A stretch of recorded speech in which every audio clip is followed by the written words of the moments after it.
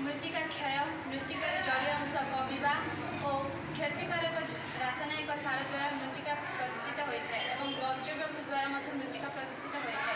वर्तमान समय लोक मैंने मृत्तिका प्रदूषित को अधिक गुरुत्व देना। वर्तमान समय लोक मैंने मृत्तिका प्रदूषण कर लगी।